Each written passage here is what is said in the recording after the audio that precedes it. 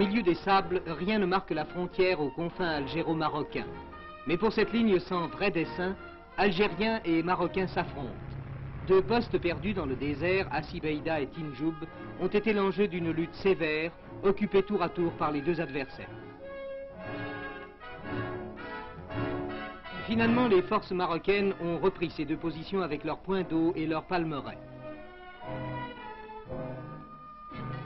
La rencontre avait fait une dizaine de morts et des blessés. À Marrakech, M. Mohamed Yazid, venu au nom du président Ben Bella s'entretenir avec le roi du Maroc de ce douloureux problème, reprenait, sans être arrivé à un accord, le chemin d'Alger. D'Alger, où devant une foule survoltée réunie sur le forum, le président Ben Bella appelait aux armes le peuple algérien et décrétait la mobilisation de tous les anciens djounoud. Pendant ce temps, à Marrakech, le roi Hassan II recevait la visite du négus Haïlé Sélassié. Au cours de cette visite prévue depuis longtemps mais dont les circonstances allaient changer le sens, le négus allait en effet chercher à faire avancer le dialogue algéro-marocain vers une solution de paix. Partout en Algérie, la mobilisation s'opérait. Les anciens djounoud, répondant à l'appel de Ben Bella, reprenaient du service. Et sur la route de Colombéchar, centre de rassemblement des forces algériennes, les renforts commençaient à monter vers cette frontière imprécise qui n'est peut-être qu'un prétexte pour lequel s'affrontent deux idées politiques et deux façons de concevoir l'avenir du Maghreb.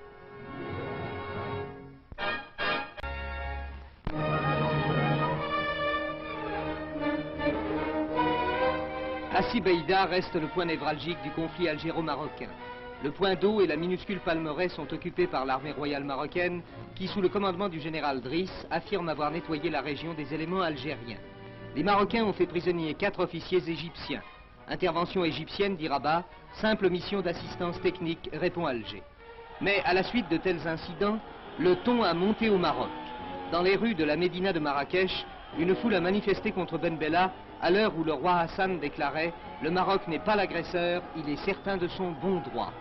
Ces paroles ont naturellement trouvé un écho dans la population qui a fait de Marrakech à Mogador un triomphe à son souverain. En écho et dans tous les...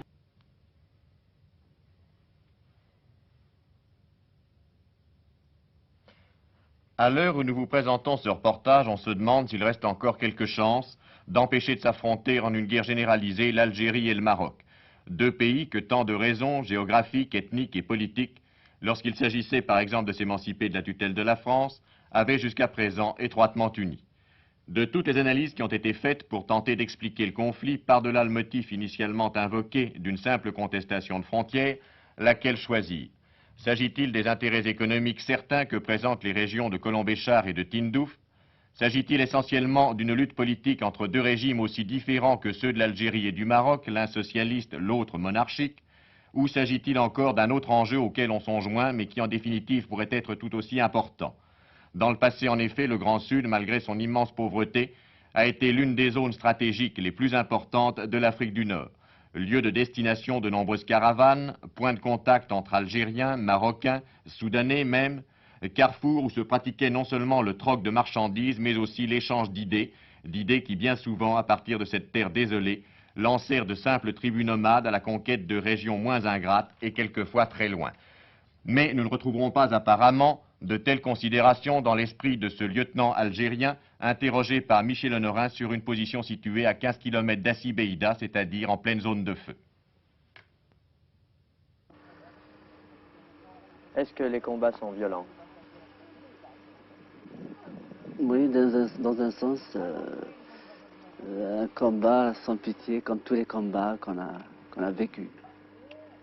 Et quelles sont vos difficultés ici, car vous êtes quand même très loin d'un centre pour le ravitaillement en munitions ou pour le ravitaillement? On a l'habitude pour ça, on a l'habitude, on a déjà assez souffert dans ces déserts avant la libération de notre pays. On le connaît parfaitement. Qu'est-ce que vous pensez de cette guerre contre le Maroc?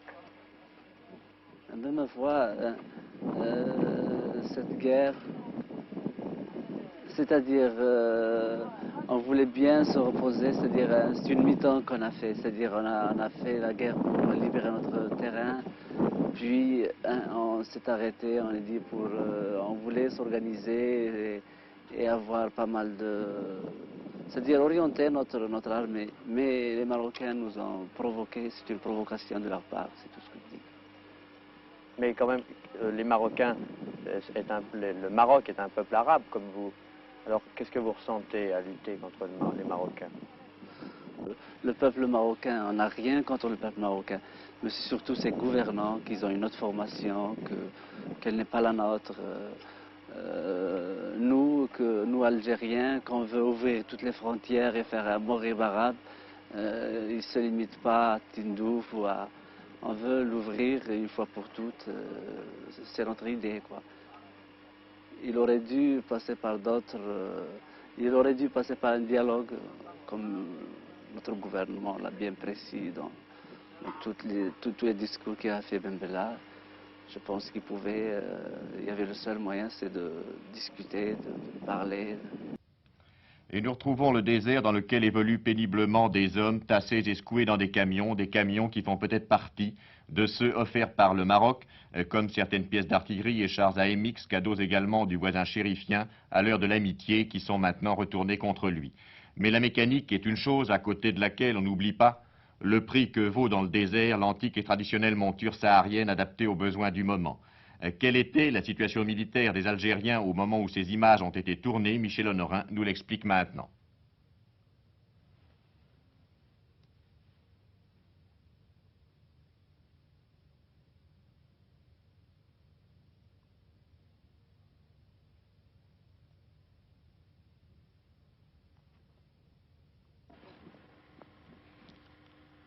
Le front, c'est ici, nous y sommes, et le Maroc, c'est derrière, paradoxalement.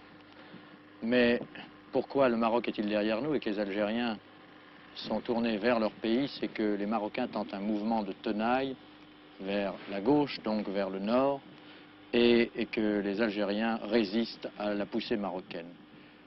Les Marocains sont très nombreux, ils sont un peu partout, en face, derrière, et les soldats algériens sont répartis tout au long de cette vallée, gardant les points d'eau, de façon à faire des combats très difficiles pour les Marocains. Voilà la situation sur la frontière. Je vous répète que nous y sommes. Le Maroc est très près et les Algériens, l'armée nationale algérienne, résiste pour l'instant à une tentative de poussée marocaine vers l'intérieur du territoire algérien.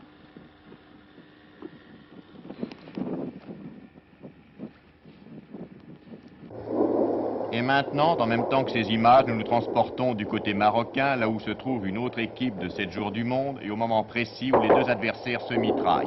Écoutez. Un peu plus tard, Michel Colomès recueillait à son tour l'opinion de combattants marocains.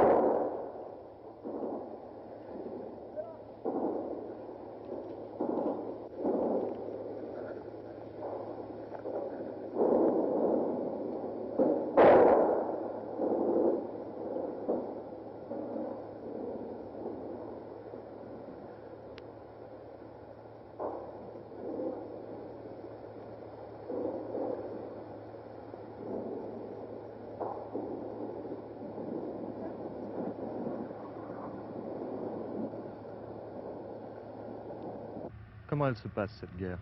Cette guerre se passe très bien. Nous sommes gonflés, nous sommes prêts à défendre notre territoire et nous sommes prêts à défendre le pouce de notre terre, n'est-ce pas, pour que les Algériens ne s'approchent pas de notre territoire national. Vous avez eu beaucoup de pertes? Non, pas du tout.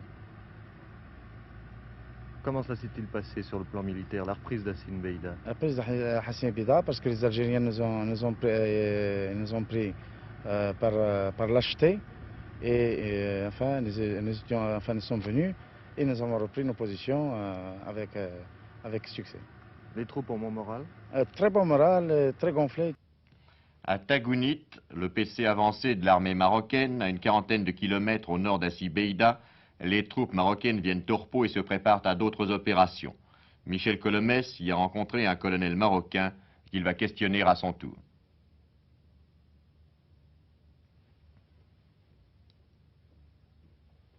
Vous continuez à occuper Hassin Beida? Nous continuons à occuper Hassin Beida. Vous m'avez convaincu parce que je suis mal placé pour vous faire des déclarations. Je ne suis pas habilité à le faire. Mais pour ce point-ci, je crois que je peux le faire. Il y a un correspondant hier, paraît-il, qui a prétendu qu'il parlait de Hsebeda. Alors vous-même qui avez été sur place, vous avez pu constater qu'Hsebeda est toujours entre nos mains. Entre les mains des Marocains. Pour une mise au point, on pourrait très bien amener un correspondant venant de France dans un coin rocailleux avec quelques palmiers, quelques soldats autour et prétendre que c'est Hsebeda. Rien ne le prouve. Quant à vous, je pense que vous savez où c'est Hsebeda, vous l'avez montré sur la carte, donc il n'y a pas d'erreur sur le point. Et vous avez bien été, c'est moi qui vous interviewe cette fois-ci, vous avez été bien à Hsebeda. Certainement, mon colonel. Oui. Mais dites-moi, il y a une chose tout de même qui frappe. Se battre pour un coin de désert, ça paraît pas un peu inutile? C'est une question qui me dépasse. Voilà, nous sommes à Figuig. Figuig où cette fois-ci le cessez-le-feu est effectif. La première nuit de calme, nous l'avons passée cette nuit dernière.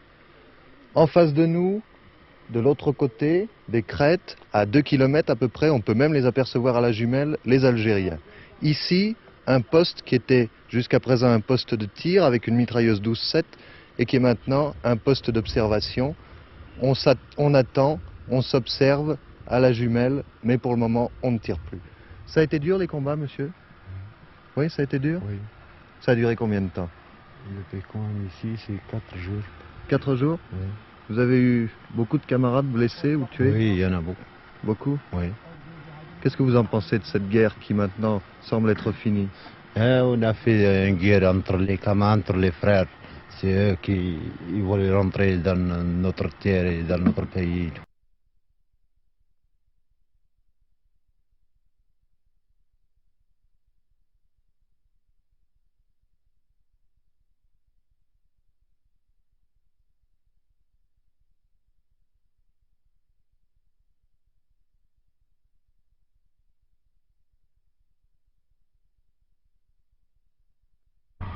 Vous étiez depuis combien de temps dans l'ANP? Et je suis engagé le 28. 28 octobre? Oui. Pour la guerre, alors? Oui. Qu'est-ce qu'on vous a dit lorsque vous êtes engagé? Ils n'ont rien dit, mais on a entendu dans le poste que le Maroc veut prendre le Sahara. Les Algériens ne veulent pas. La conférence de Bamako a réussi, du moins a-t-elle abouti à une signature. Le roi Hassan II et le président Ben Bella, accueillis tour à tour par le président du Mali, Modibo Keïta, et le Négus, devaient parvenir, grâce à l'intervention de ces derniers, à un accord de cessez-le-feu. Après 2 jours de négociations au cours desquels les 2 adversaires refusèrent d'abord de se rencontrer, l'action des 2 médiateurs fit prévaloir une formule qui pouvait obtenir l'assentiment du Maroc et de l'Algérie. C'est donc cette formule que signèrent Ben Bella d'un air grave, le roi Hassan d'un air souriant. Et ce fut la première poignée de main. Entre-temps, les forces marocaines avaient repris au nord de Tindouf le poste d'Oum El Achar occupé par une unité algérienne. Les adversaires laissèrent sur le terrain des morts et des blessés et 40 Algériens furent faits prisonniers avec leurs armes. D'autres actions du même genre devaient se produire bien après l'heure fixée pour le cessez-le-feu. Et le nom de Figuig, situé en terre marocaine, emporté par les Algériens puis reprise par les Marocains, a fait peser pendant 3 jours une nouvelle interrogation sur la fin des combats.